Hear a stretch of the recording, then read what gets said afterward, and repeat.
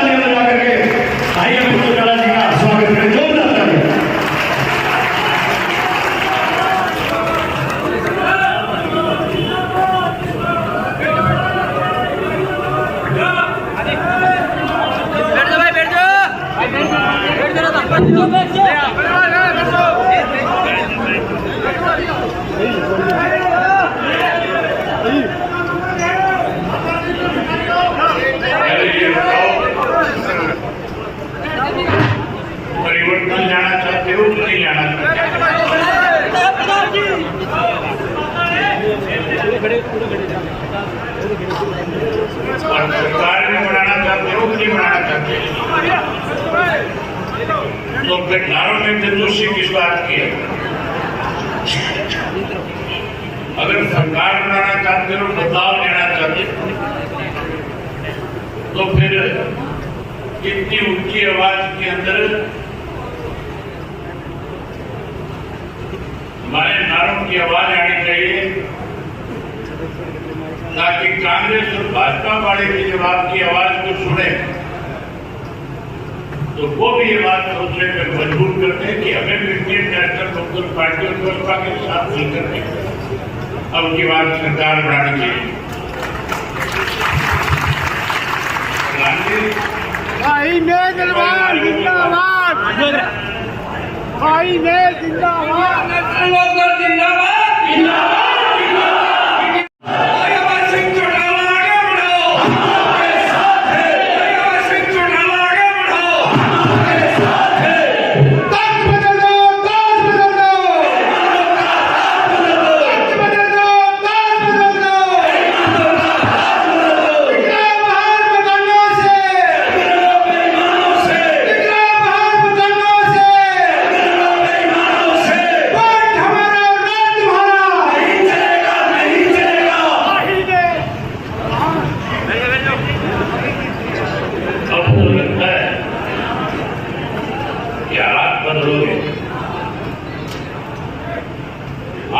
सम्मान के योग बहुजन समाज पार्टी के राष्ट्रीय कोऑर्डिनेटर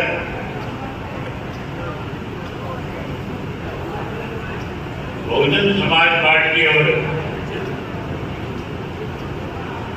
बहन मायावती के आशीर्वाद से आज आपके बीच में बड़ी जिम्मेदारी के साथ आए हुए भाई Akash Anand ji,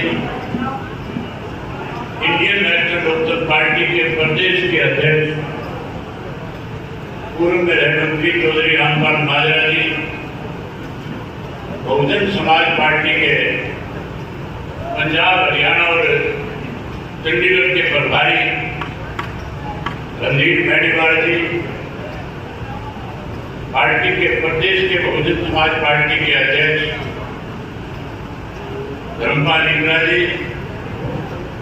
Indian national Lokdal party के राष्ट्रीय प्रवक्ता उमेश चौहान जी, पार्टी के जिला के अध्यक्ष सतबीर सिसाई जी, बहुजन समाज पार्टी के हिसार जिला के अध्यक्ष रामफल जी, मंच में मेरे साथ बैठे हुए दोनों पार्टियों के राष्ट्रीय, प्रदेश, जिला और हल्का स्तर के सभी नेतागण, आज के इस हिसार लोकसभा क्षेत्र के दोनों पार्टियों के संयुक्त कार्यकर्ता की बैठक में आए बहुत ही निष्ठावान, कर्मठ, मेहनत कार्यकर्ता साथियों, पत्रकार, छायाकार दोस्तों, मेरे से पहले जितने वक्ता थे उन सब ने आपके सामने आज के हालात में चर्चा करी। देश में 10 वर्षों से भाजपा की सरकार बनने के बाद किस किस्म के हालात रहे, प्रदेश में 10 वर्षों से भाजपा की सरकार बनने के बाद हमारे सामने क्या क्या दिक्कत और कठिनाई आई, कैसे सत्ता में बैठे लोगों ने देश और प्रदेश को लूटने का काम किया, वही इस तरह के फैसले लिए जिससे आम आदमी दुखी हो गया, परेशान हो गया। हर कोई चाहता है कि बदलाव आए। इस चीज को मैंने बहुत नजदीक से पिछले वर्ष फरवरी के महीने में 14 फरवरी से एक परिवर्तन यात्रा शुरू करी थी। चौधरी ओम प्रकाश चौटाला जी ने नूंह जिला के सिद्धार गांव से यात्रा की शुरुआत करवाई थी और उस यात्रा को लेकर के मैं 90 के 90 विधानसभा क्षेत्रों में गया। मैंने 4200 किलोमीटर से ज्यादा का सफर तय किया था और 2000 से ज्यादा गांव, कस्बे और शहर को नापने का काम किया था। लोगों से मिला था, केवल प्रदेश में ये जानने के लिए निकला था कि भारतीय जनता पार्टी और भाजपा की सरकार बनने के बाद इस 10 वर्ष में लोगों के सामने क्या क्या दिक्कतें आई है, कौन से अच्छे काम सरकार ने किए हैं। लेकिन साथियों, हैरानी की बात है, उस यात्रा के दौरान जब मैं मेवात से शुरू हुआ, मेवात के गांव में गया, वहां पीने के पानी नहीं था, वहां पे स्कूलों के ताले लगे हुए थे। वहां जाके छोटा मोटा अस्पताल चौधरी ओम प्रकाश चौटाला जी ने बढ़ाया, उसमें डॉक्टर नहीं थे, दवाइयां नहीं थी, सड़क नाम की कोई चीज नहीं थी। लोगों के बुरे हाल थे, लोग परेशान थे। लोग कह रहे थे कि जब भी लोकसभा, विधानसभा का चुनाव आएगा, हम भारतीय जनता पार्टी को उखाड़ फेंकने का काम करेंगे। साथियों, लोगों ने एक मन बना रखा था बड़ा बदलाव लाना है। और उसी का नतीजा था कि जब लोकसभा का चुनाव हुआ, प्रदेश की जनता तो ये चाहती थी कि 10 की 10 सीट जो है भारतीय जनता पार्टी को हराई जाए, 10 की 10 सीटों पे भारतीय जनता पार्टी को पार कर दिया जाए। लेकिन भूपेंद्र सिंह हुड्डा नहीं चाहता था कि 10 की 10 सीट इंडिया गठबंधन जीत जाए। अगर भूपेंद्र सिंह हुड्डा की नीयत ठीक होती, अगर कांग्रेस के लोग बेईमान ना होते, तो साथियों इस तीसरे मोर्चे की शुरुआत तो चौधरी ओम प्रकाश चौटाला ने फतेहाबाद में चौधरी देवीलाल जी का जब जन्मदिन मनाया जा रहा था,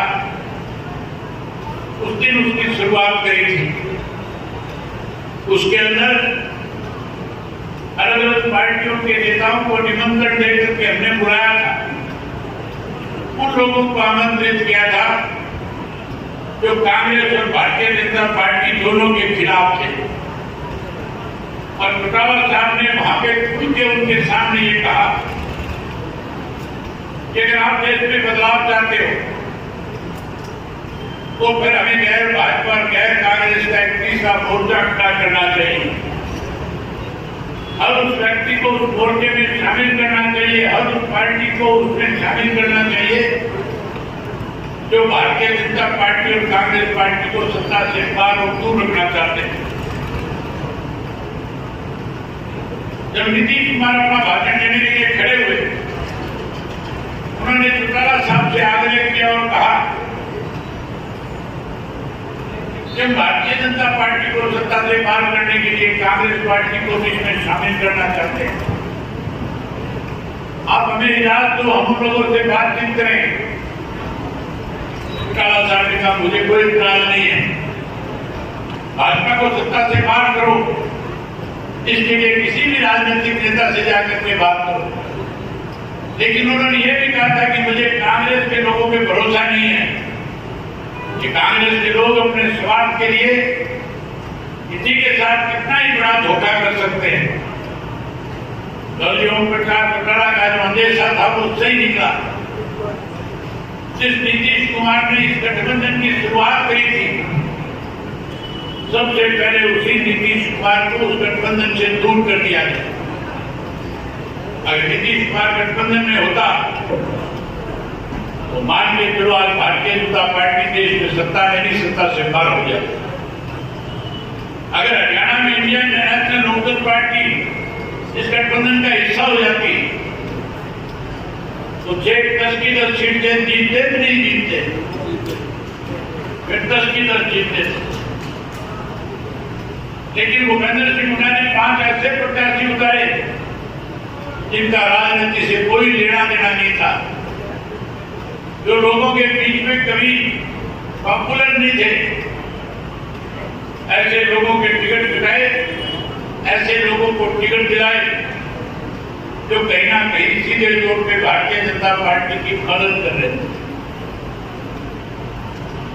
साथियों, भूपेंद्र सिंह हुड्डा पूर्ण रूप से भारतीय जनता पार्टी के साथ मिलकर के इस प्रदेश से भारतीय जनता पार्टी को सत्ता से पार नहीं करना चाहता। कहीं ना कहीं केवल अपने आप को कैसे बचाया जाए, इसके लिए इसने भाजपा के साथ हाथ मिलाया हुआ। अब भी आपके सामने आपने देखा है पिछले 6 महीने में भूपेंद्र सिंह हुड्डा ने विधानसभा में भारतीय जनता पार्टी की सरकार के खिलाफ अविश्वास प्रस्ताव में आकर के भारतीय जनता पार्टी को, सरकार को ऑक्सीजन देने का काम किया। जब पता था तेरे पास सेवाओं की गिनती कम है, जब तेरे पास बहुमत नहीं है, जब जिस सरकार को गिरा नहीं सकता, तो फिर अविश्वास प्रस्ताव किस बात के लिए लेकर के आया और फिर जाकर के गवर्नर से मिलता और कहता है भारतीय जनता पार्टी जो है बहुमत खो चुकी है, अरबपत में आ चुकी है, इसे बर्खास्त किया जाए। और जब साथियों राज्यसभा के चुनाव की बात आती है तो फिर कहता है मेरे पास बहुमत नहीं है, हम कैंडिडेट नहीं खड़ा नहीं करेंगे। सीधे तौर पे भारतीय जनता पार्टी को मदद करना चाह रहा है। अगर कहता है सरकार अल्पमत में है, अगर कहता है बहुमत खो चुकी है, तो फिर राज्यसभा में उम्मीदवार उतारना चाहिए कि नहीं उतारना चाहिए? उम्मीदवार उतारने की बजाय मैदान छोड़ करके भागेगा, भारतीय जनता पार्टी के लिए मैदान खाली करेगा, जहां भारतीय जनता पार्टी को सीधा सीधा राज्यसभा की एक सीट का फायदा पहुंचाने का काम करेगा।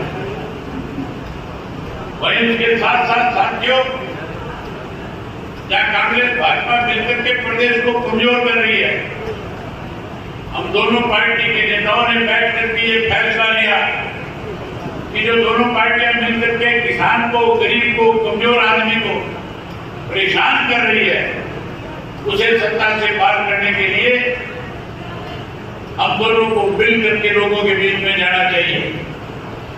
आम आदमी की भावना थी, आम कार्यकर्ताओं की भावना थी, जब हमारा पहले गठबंधन हुआ था और जब गठबंधन टूटा था, केवल गठबंधन टूटा था, लेकिन दोनों पार्टी के कार्यकर्ताओं के मन जो आपस में मिले हुए थे वो नहीं टूटे थे।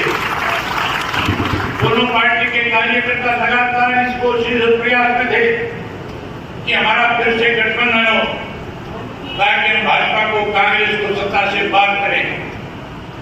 हमने आपस में बातचीत करी, कार्यकर्ताओं की भावनाएं जब एक दूसरे के पास शेयर करी, साझा करी, तो दोनों पार्टियों की तरफ से फैसला हो गया कि हम मिलकर के चुनाव लड़ेंगे और मिलकर के चुनाव लड़के भाजपा और कांग्रेस दोनों को, भारतीय जनता पार्टी को सत्ता से बाहर करेंगे और कांग्रेस को सत्ता से दूर रखने का काम करेंगे।